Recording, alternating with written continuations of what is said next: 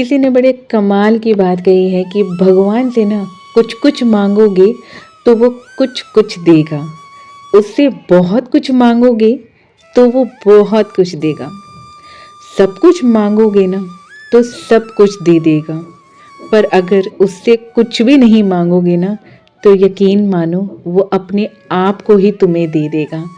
तो hey guys, welcome back to my new vlog. आशा करती हूँ आप सब लोग ठीक ठाक होंगे, खुश होंगे।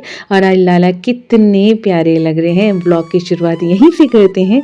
आप सब भी लाला का आशीर्वाद ले लीजिए। आप सबको जीत की तरफ से अगेन प्यार भरी राधे राधे, सलाम वालेकुम, नमस्ते, सत श्री अकाल।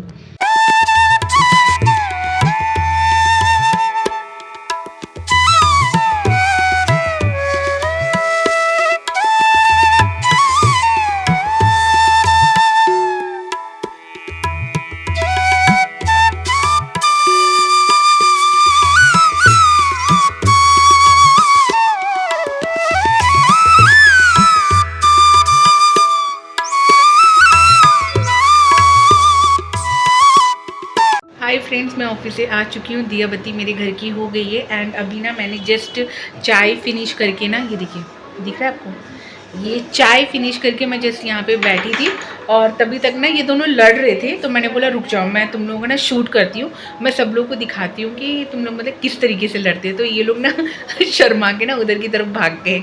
और मैं बताऊँगी दोबारा एक लड़ेंगे ना ये लोग तो मैं आप लोगों को दिखाऊँगी। एंड आज का दिन बहुत थकान भरा रहा था। ऑफिस में बहुत ज़्यादा स्ट्रेस था आज थोड़ा सा। एक्चुअली नए बच्चे ट्रेनिंग के लिए आ रहे हैं, उनको सारा एनजीओ का प्रोसेस वगैरह बताना होता है, किस तरीके से हमारी चीज़ें चलती हैं एंड कौन से रनिंग केस हमारे एनजीओ में चल रहे हैं वो सब समझाने पड़ते हैं। तो it is really a long process, क्योंकि नए बच्चों के साथ थोड़े इश्यूज़ होते हैं, चीज़ें जल्दी सेटल आउट उनके साथ नहीं होती हैं। तो वेल, ऑफिस की लाइफ ऑफिस की एंड पर्सनल लाइफ पर्सनल, मेरी ऐसा ही हमेशा रहता है। जब मैं पहले भी वर्किंग थी ना तो तब भी मेरा ऐसा था और अभी भी मेरा ऐसा है। और देखिए अभी भी आप लोगों को आवाज़ आ रही है इनके लड़ने की। तो चलिए जी शुरू करती हूँ मैं आज का vlog without any further do.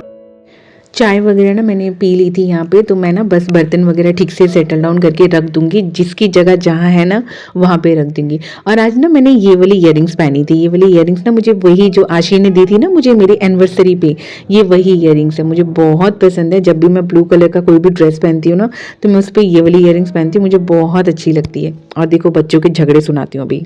सुधारो कल सुधारोगी ना, कल खेलेंगे। चलो आज सुधारोगी, अभी से नहीं सुधारोगी? ठीक है कोई बात नहीं, चलो अभी से ही सुधारूंगी, अभी से सुधार लोगी पक्का? पक्का पक्का प्रॉमिस। अच्छा, ये अपनी आदतें नहीं सुधारी इसलिए खेल नहीं रही हो? नहीं खेलूंगी मैं, वो नहीं लड़ती है बीच बीच में। आप लड़ते हो? गौर से देखो इस लड़की को, गौर से देखो इस लड़की को, ये कितना लड़ती है। ये वो लड़की जो दिन भर अपनी दीदी के साथ लड़ती है ना, और दिन भर इनकी दीदी इनको झेलती है ना। ये देखो अभी कैसे छुप रही है, शर्म के मारे ये लड़की छुपी जा रही है। इस लड़की को अब इतनी शर्म आ रही है कि ये आप लोगों के आगे आंखें नहीं मिला पा रही है ये लड़की, ये इस तरीके। वेल, मैं आप लोगों को बता दूं यहाँ हो क्या रहा था। यहाँ ना परी बोल रही थी कि दीदी मेरे साथ खेलो, और पीहू जो है ना कंटिन्यू इसको मना कर रही थी कि नहीं मैं आपके साथ बिल्कुल नहीं खेलूंगी, क्योंकि परी आप ना मेरी बात बिल्कुल सुनती नहीं हो। तो ये लड़की ना यहाँ पर छुप रही थी। अपना बेडरूम क्लीन करो फटाफट से, ठीक है? चलो आप हॉल क्लीन करो, चलो आप हॉल क्लीन करोगे आज, चलो चलो। ये पेपर आपके जरूरी, ये मेरा नहीं है, दीदी का है। ये पेपर आपके जरूरी। और उसे ने इतनी ज़्यादा शर्म आ रही थी, वो कह रही थी मम्मा आप सबको ऐसे बोलोगे ना कि मैं गंदी हूँ तो फिर सब ना मेरे लिए बुरी बुरी बातें बोलेंगे। मैंने कहा बेटू कोई नहीं बोलेगा। तो उसे थोड़ा सा टेंशन हो गया, तो वो ना यहाँ वहाँ छुपने लग गई थी। उसके बाद ना मैंने उसे कहा कि चलो सब लोग ना अपना अपना काम करो। पीहू को मैंने कह दिया था कि आप अपना बेडरूम क्लीन करोगे, और परी को मैंने जिम्मेदारी दी थी यहाँ पे हॉल की क्लीनिंग की। तो वो बेचारी ना हमेशा एक काम ज़रूर करती है कि जब भी मेरा बैग वगैरह आता है ना, मैं ऑफिस से आती हूँ तो मेरे इसी पर्स में से ना वो टिफ़िन वगैरह जो होता है ना वो निकाल के हमेशा वही रखती है। और आज भी वो यही कर रही थी, और उसे पता है कि मम्मा अपने पर्स कहाँ रखती है। तो वेल, उसकी हाइट तो यहाँ पहुँचने से रही, तो मैंने उसे बोला कि लाओ बेटू मुझे दे दो, मैं ऊपर रख देती हूँ, क्योंकि जो सामान जहाँ होता है ना वहीं रख दो ना तो घर फैलने की ना थोड़ी सी चांसेस ना कम हो जाते हैं। और जब आप दिन भर घर में नहीं होते हो ना तो ट्रस्ट में जब घर वापस आते हो ना तो लगता है कि घर जल्दी से समेट लें और जल्दी से वाइंड अप कर लें, ताकि सुकून से बैठ के ना कुछ देर फैमिली के साथ मतलब बैठे जाएं। तो यहाँ पर ना पीहू वो अपना काम कर रही थी और परी इतनी अच्छे से अपना काम कर रही थी ना, मेरे को खुद को बिलीव नहीं हो रहा था कि वो इतने अच्छे से सोफ़ा कवर वगैरह बिछाना सीख गई है।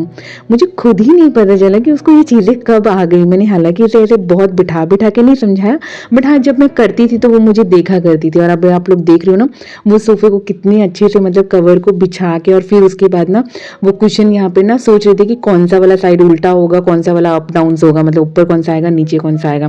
तो मैंने उसे कहा कि नहीं बेटू ठीक है, आप जैसे रख रहे हो वैसे रखो। और यहाँ पर भी वो आई थी पर उसको ये वाला सोफ़ा ठीक लगा, तो इसने ना इसको ज़्यादा टच नहीं किया। और जो भी कप्स वगैरह रखे थे ना, देखो उसको पता है कि उसमें थोड़ी सी चाय थी हल्की सी, तो उसको बड़े आराम से ले गई। और ना जो ये कप है ना ये कांच का है, तो इसको उसने बड़े आराम से रखा, और जो दूसरा वाला था ना स्टील का, इसको धड़ करके उसने फेंक दिया है। बहुत चंचल है, बहुत ज़्यादा। क्लचर वगैरह ना उसने मुझे हैंड ओवर कर दिया था कि मम्मा ये आपका, आप ले जाओ। और उसको पता नहीं यहाँ पर क्या हुआ, यहाँ बोलने लगी कि मम्मा मेरे को ना अपनी ये वाली जो बॉटल है ना, मेरे को ना इसको भी ना इसके अंदर रखना है। तो मैंने कहा चलो ठीक है भाई, जैसे आपकी मर्जी रख लो। बच्चों के ना अपने अपने तरीके होते हैं घर को साफ रखने के, वो उनको ना छोटी छोटी चीज़ों में ना खुशी मिलती है। शायद होता है ऐसे ही, हमारे साथ भी ऐसे थे, जब हम करते थे तो हमें अपने तरीके से अच्छा लगता था। अब ना मैंने बच्चों को भी धीरे धीरे सिखा दिया है कि हाँ धीरे धीरे वो भी अपनी रिस्पॉन्सिबिलिटी लें, क्योंकि सब कुछ ना अब अकेले करना थोड़ा सा नेक्स्ट टू इम्पॉसिबल है। और जब आप ड्यूटीज अपनी दूसरों के साथ बांटते हो ना, तो घर संभालना और ईजी भी लगता है, और बच्चे भी कहीं ना कहीं रिस्पॉन्सिबल हो जाते हैं। अगर आप भी मेरी तरह वर्किंग मॉम है ना, तो सारा बर्डन अपने ऊपर मत लीजिए, कभी भी मत लीजिए। उससे क्या आप फ्रस्ट्रेट होने लग जाएंगे, आप थकने बहुत जल्दी लग जाएंगे। कोशिश करिए कि वर्क को ना डिवाइड करिए, उनको सब परिवार के बीच में थोड़ा थोड़ा बांट लीजिए। इससे क्या है, आप अपनी फैमिली को पूरा टाइम दे पाएंगे, थकान से बच जाएंगे, और फैमिली के साथ ना एक अलग सा बॉन्ड बना रहेगा, क्योंकि हर कोई ना अपनी जिम्मेदारी समझेगा। और फिर ये कभी कभी क्या होता है पता है, हम इतने ज़्यादा थक जाते हैं ना, इतनी ज़्यादा, अगर हम हर एक जिम्मेदारी को अपने ऊपर लेने लग जाते हैं, हर एक काम खुद करने लग जाते हैं। ऐसा नहीं कि मैं वर्किंग मॉम्स के लिए कह रही हूँ, इनफैक्ट जो हाउस वाइफ भी है ना, जैसे पहले मैं सिर्फ होम मेकर थी, मैं वर्किंग नहीं थी। खैर अब मैं कुछ टाइम से काम करने लगी हूँ, I am working right now. लेकिन अगर आप लोग होम मेकर भी हो ना, तब भी अपने काम को ज़रूर बांटिए, बहुत ज़रूरी होता है, आपको थोड़ा सा रिलैक्स मिलता है इससे। तो बच्चों को सब कुछ काम वगैरह मैंने दे दिया था, और सब ने अपना अपना काम बखूबी निभाया। और पीओ की ना दिन भर की जितनी भी सारी बातें होती है ना, उसको वो सारी बातें मेरे साथ करनी होती हैं। अच्छा, मेरा ये मानना है कि शायद मैं इसको दूसरे तरीके से लेती हूँ। मैं पीओ की ना हर एक बात को बहुत ज़्यादा वैल्यू देती हूँ। मुझे लगता है कि अभी जो वो बातें करती है ना, वो शायद मेरे इंटरेस्ट की कभी कभार होती भी नहीं है, तब भी मैं लेकिन उसकी सारी बातें सुनती हूँ।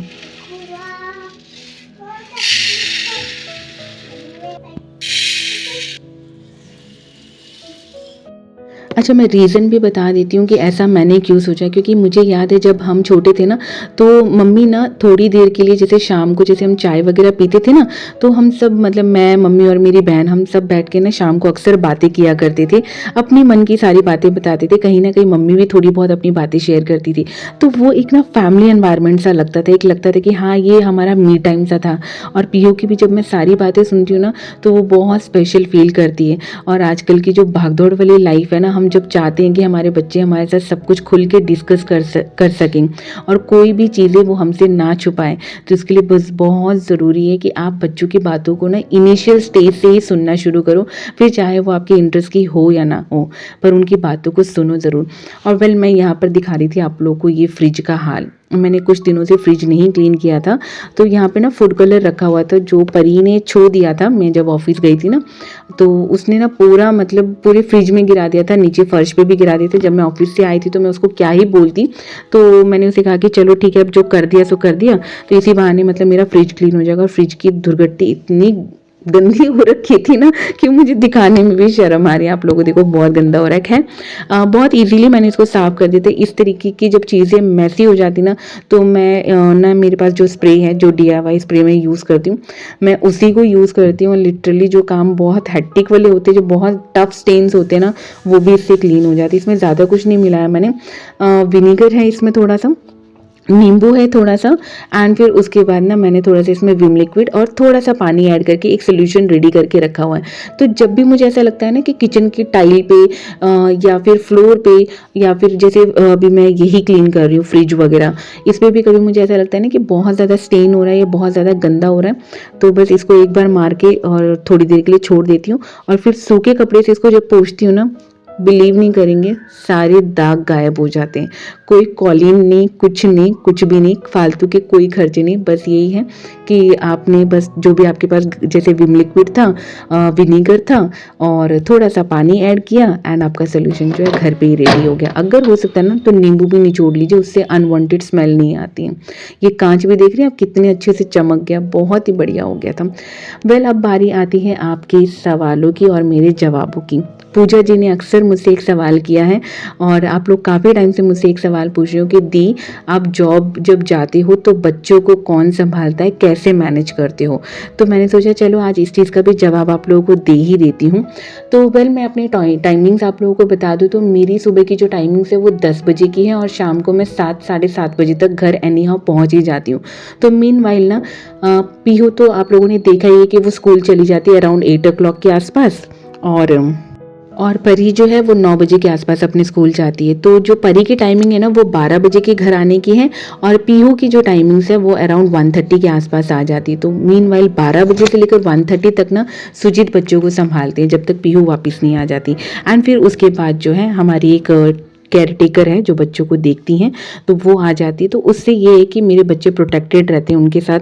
पहले भी उनको रखा था हमने, और अभी भी वही टेक केयर करती है। तो थोड़ा बच्चों की सेफ्टी का सवाल है, इसीलिए मैंने उनको ही अभी प्रीफर किया हुआ है। अच्छी हैं, आंटी है, जानने में है हमारे, तो बच्चों की सेफ्टी को लेकर मुझे कोई टेंशन नहीं होती। एंड वेल, यहाँ पर ना परी पीहू ने जो ये जैकेट पहना है ना पिंक कलर का, ये मेरा ही है जब मैं पतली हुआ करती थी। अब देखो बच्चे कितनी जल्दी बड़े हो गए कि समझ नहीं आ रहा है, और वो मेरा जैकेट आज पहन के बैठी हुई है। तो मैंने भी उसे दे दिया कि हाँ भाई अब ये मुझे तो फिट नहीं होने वाला, आप ही पहनो। सुजीत जब आए थे ना तो आते वक्त वो सब्जी वगैरह भी ले आए थे, तो बस उसी को क्लीन वगैरह करके रख दूंगी जैसे पहले रखती थी, सेम वही प्रोसीजर है। जो ये बैग होते हैं ना इस टाइप के वाइट कलर की, ये ज़्यादा सेफ होते हैं रेदर देन प्लास्टिक में रखना। तो सुजीत की मतलब दुकान पर ही मुझे मिले थे ये, तो मैंने उनसे मंगवा लिए थे एक्स्ट्रा। और मैं जब भी वेजिटेबल्स रखती हूँ ना और इसी तरीके से ही रखती हूँ, वॉश वगैरह करके इनको यूज़ कर लेती हूँ बैग को, और इनमें ना पैक करके इस तरीके से और अच्छे से फ्रिज में स्टोर कर लेती हूँ। और जब मुझे लगते हैं ना ये वाइट वाले बैग गंदे हो रहे तो मैं इनको बस हल्का सा वॉश कर लेती हूँ, लिक्विड वगैरह डाल के एकदम साफ़ हो जाते हैं। रीयूज़ करना चाहिए, मेरा ये मानना है। सोशल मीडिया पे बहुत सारी चीज़ें हैं जो सिर्फ पैसे खर्च होते हैं, लेकिन पैसे तो अपने हैं ना सोच समझ के खर्च करने चाहिए, मुझे ऐसा लगता है। तो बस जो जुगाड़ है हल्का फुल्का उसी का इस्तेमाल करती हूँ। और फ्रिज भी यहाँ पर देखिए पूरा मेरा अच्छे से क्लीन हो गया। छोटे छोटे टास्क लेकर चलिए, बहुत बड़ा टारगेट मत सेट करिए। जब आप बहुत बड़ा टारगेट सेट करते हैं ना तो माइंड डिस्टर्ब हो जाता है और कहता है कि अब कुछ नहीं करना है। तो चलिए जी, एंड करती हूँ आज का वीडियो यहीं पे। आशा करती हूँ वीडियो अच्छा लगा होगा। फिर मिलती हूँ अपने नेक्स्ट ब्लॉग में घर का कोई और कोना साफ करते हुए। टिल देन, हरि बोल।